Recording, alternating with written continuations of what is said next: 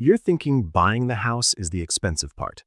3 months later, after buying, you're at work and your phone buzzes with an email from your insurance company. Not a friendly one. One of those policy update messages that makes your stomach drop before you even open it. Then you get home and there's a notice taped to your door from the city about sidewalk compliance. Your partner is standing in the kitchen holding a quote from a plumber like it's a medical diagnosis. And the house is doing that thing houses do, quietly falling apart in 20 different places while you're trying to live your life. Sound familiar? Because this is the part nobody puts in the Instagram post. The keys, the smiles, the "we did it," and then, weeks later, you're on your hands and knees at midnight watching a slow leak turn your investment into a very expensive hobby. And what's wild is most people don't even realize what happened. They think, we must be bad at money, or we just need to budget harder, or my favorite, this is just adulting. No, you're not broken. The math is broken. This isn't a discipline problem, it's a cash flow design problem. The product is volatile, and the system loves that because banks get stable payments and you get the surprise bills. I'm going to show you 3 forces that turn homeownership into a trap for most people, but it gets worse. Force 1 is the obvious one, the monthly payment that never stays the monthly payment. Force 2 is the one that blindsides you, the non-stop small fixes that show up like mosquitoes and somehow drain you dry. And Force 3, that's the one nobody explains at closing. The exit costs, the illiquidity, the timing risk, the moment you realize you can't just change your life quickly anymore. But I'm not going to make you wait until the end for something useful. If you do one thing today, open a separate house account and set an automatic transfer into it every paycheck. Call it a House Firewall. Boring, non-negotiable. That's your first micro win. Read that again. We'll build the full system later. First, you need to see why this keeps happening. Because here's the thing, a house doesn't just take your money. It takes your options. It turns random life problems into urgent house problems. Your car can break and you can limp it along. Your roof doesn't limp. Your heater doesn't kinda work. When a house wants attention, it doesn't ask politely. It sends consequences. And that creates a weird new reality where you can look totally successful from the outside, yard, driveway, maybe a grill you use twice, and still feel like you're one surprise away from panic. That's the trap. You're not failing, you're normal. And normal homeowners are quietly running a second job called not letting the house ruin us. My name is Ben, and I spend way too much time thinking about why the safe financial moves keep making normal people feel trapped. So let's start with the first force, because it shows up the moment you get the keys and it never really leaves. On Friday night, you're not scrolling Zillow anymore. You're scrolling your bank app because the automatic mortgage pull went through and it pulled a little more than last month. Not because you bought anything, not because you upgraded your life, just because the payment has extra little passengers attached to it now. The kind you didn't agree to in your head, but you definitely agreed to in the paperwork. Then Saturday morning, you walk outside with coffee and there's a fluorescent sticker on your mailbox. HOA reminder. The tone is cheerful. The message is not. Fix the fence, pressure wash the driveway, trim the tree that's encroaching. And you're standing there in sweatpants thinking, wait, I bought a home and now I have a supervisor? Then Monday hits. You're in a meeting and your phone lights up. The power company. High usage alert. Not because you're wasteful, because the house is old, the insulation is tired, and the HVAC is working overtime like it's trying to pay off the mortgage too. And now you're doing that little mental shuffle. Okay, if I delay this repair until next paycheck, can we still, you know the rest. That's the current reality. Owning a home turns normal life into a constant series of deadlines, not goals, deadlines. And here's the first insight most people miss until it's already happened. The monthly payment isn't a bill, it's a platform. It's the base layer that other bills attach themselves to over time, quietly, automatically, and with zero respect for your calendar. Because rent is a single negotiation. You can hate it, but you can predict it. A mortgage is a subscription to surprise bills. Read that again. Insurance can reprice you after a storm you didn't even get. Taxes can jump because your neighbor sold their house and the city got excited. An escrow adjustment can show up like a surprise quiz you didn't study for. And none of it feels like spending, which is why it messes with your head. It feels like failing. But you can be doing everything right and still feel broke because this isn't about willpower, it's about volatility. That's the mechanism. Homeownership takes a stable budget and replaces it with a budget that moves, a payment that can change, expenses that don't wait, and responsibilities that stack on top of your job, your kids, your health, your actual life. That's the first trap, the payment that grows extra passengers. And the trap is sneaky because it doesn't look like a trap when you sign. It looks like adulthood. It looks like winning. But a few months in, you realize you didn't just buy a place to live. You bought a machine that produces urgent problems on a schedule you don't control. If you felt that, subscribe. Now, here's trap number 2. This is the one that makes people feel crazy because it's never one big thing. There's something that happens the moment you stop being a renter and become the owner. The house stops being a place you live and turns into a queue, a running list of things that are either about to break, currently breaking, or breaking slowly enough that you can pretend it's not happening yet. Here's what that looks like in real life. You open a kitchen drawer and it catches. Not a big deal. You ignore it. A week later, the sliding door sticks. You muscle it. Then you notice a soft spot near the back door when you take your shoes off. Then the bathroom fan starts making that angry grinding noise. That's not a typo. None of these is an emergency. That's the point. They just sit there, stacking, until one Saturday you're standing in the hallway where the YouTube tutorial paused, holding a screwdriver you don't own, realizing you've become the maintenance department for a building you didn't design. And that's force 2, because the small fixes don't drain you by being huge, they drain you by being constant. They're not one dramatic punch, they're 1,000 paper cuts that all require the same 3 things: time, attention, and a chunk of your buffer. Here's the rule. Homeownership converts inconvenience into obligation. When you rent, a problem is annoying. When you own, a problem is either your responsibility now or your bank account's responsibility later. And your brain knows it. So even when you don't spend money, you spend mental bandwidth. You're walking around your own house doing threat assessment like, is that crack new? Why is that room hotter than the others? Did the neighbor's tree always lean like that? You're not relaxing at home.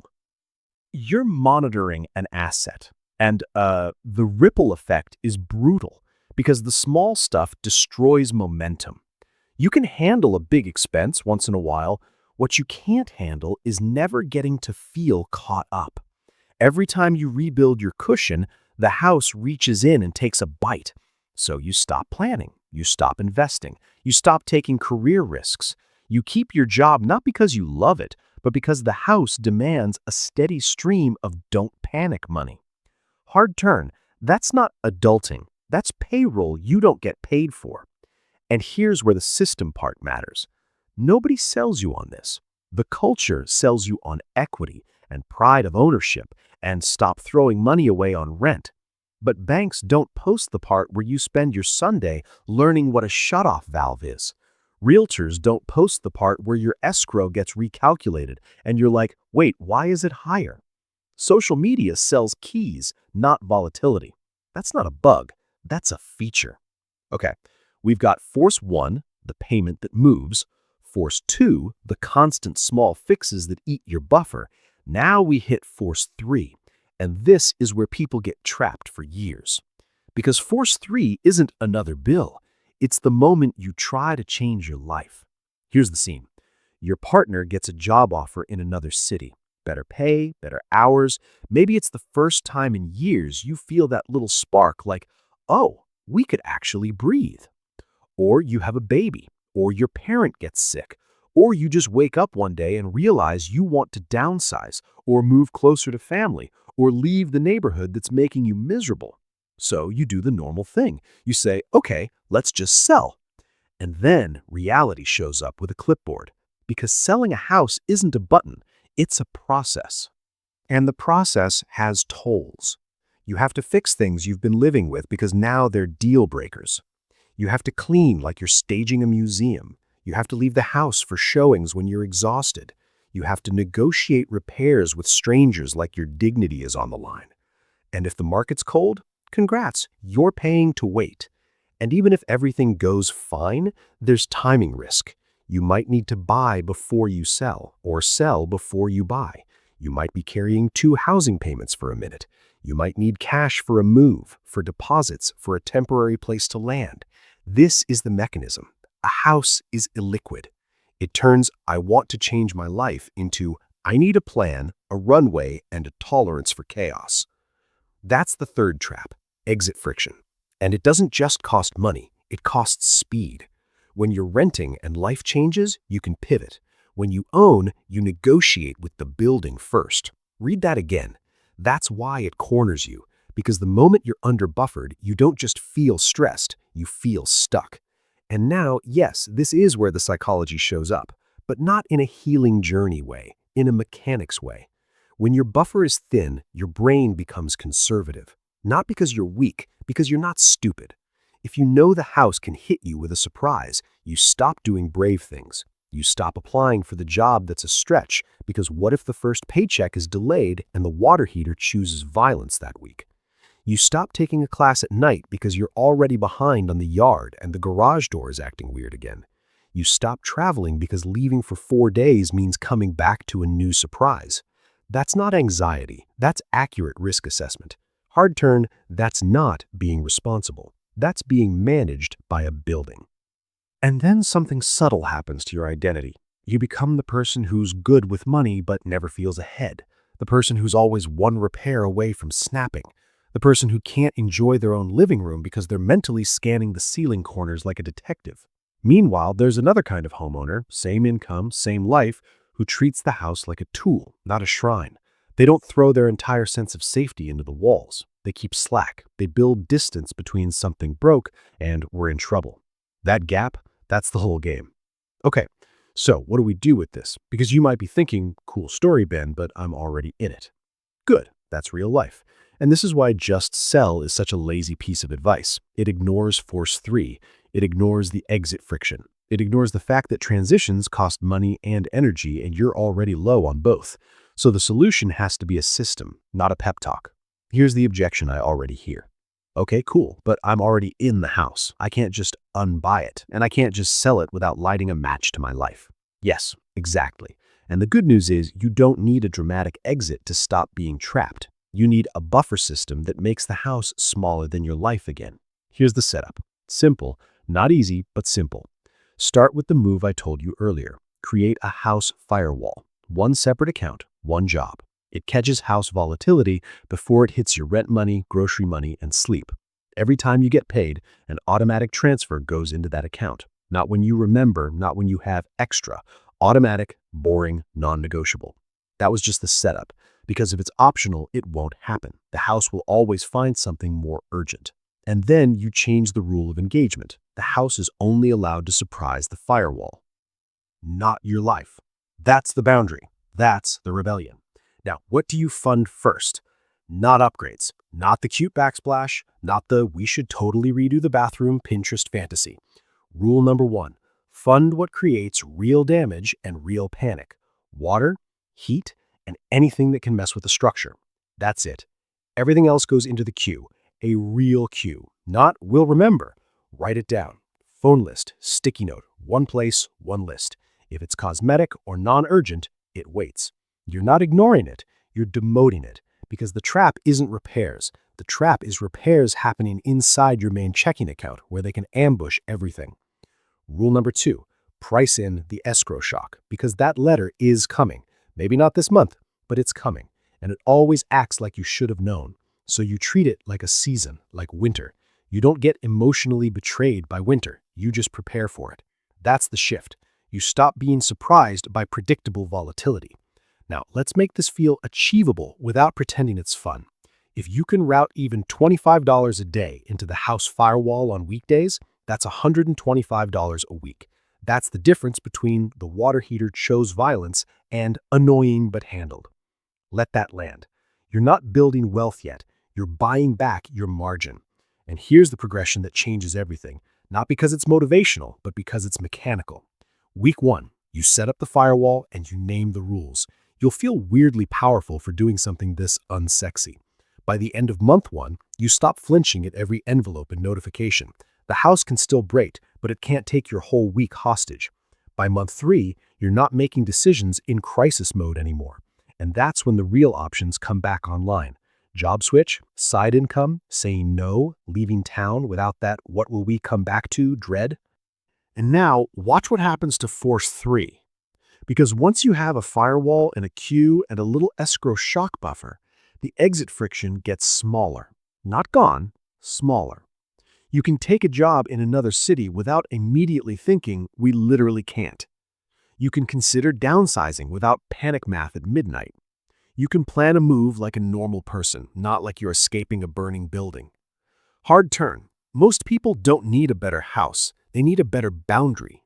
And yeah, it requires sacrifice. It might mean fewer random Amazon wins. It might mean your friends do brunch and you do coffee. Not forever, just long enough to stop living in a building that controls your calendar. Because once the house firewall is real, Force 1 and Force 2 stop feeling like personal failure, and Force 3 stops being a cage. Now, I want to say this clearly because the internet gets weird about it. This isn't homeownership is always bad. It's homeownership is marketed like a stable asset, but experienced like a volatile subscription. And the system benefits when you blame yourself for that, because if you think it's a character flaw, you'll try harder instead of redesigning the setup. You'll become the hero homeowner, the one who never rests, the one who thinks every repair is a moral test. Rule number 3, stop performing for the house. The garbage disposal dies, old you panics, opens 3 tabs, and spends the whole night bargaining with the problem. New you asks one question: is this safety, water, heat, or structure? If no, it goes in the queue. You close the cabinet, you go to bed. That's not laziness, that's leadership. Because the real flex isn't a perfect house. The real flex is a house that can't hijack your nervous system on a Tuesday. And if you do want to leave someday, here's the part everyone avoids saying out loud. Leaving costs energy, money, and coordination. Showings when you're exhausted. Repairs you have to do just to exit. Negotiations that feel personal. The terrifying in-between where you need a place to live while your entire life is in boxes. If your finances are tight, that in-between feels impossible. That's why people stay, not because they love the house, because they can't afford the transition. So if you're in it right now, don't panic. Don't do a dramatic New Year, New Me sale. Do the unsexy thing. Build the house firewall until the house can't reach into your life anymore. Make repairs boring. Make surprises survivable. Make leaving a choice again. Because a home is supposed to be a place you rest. If your house requires fear to keep running, you don't own it. It owns you. If this helped you see it clearly, subscribe.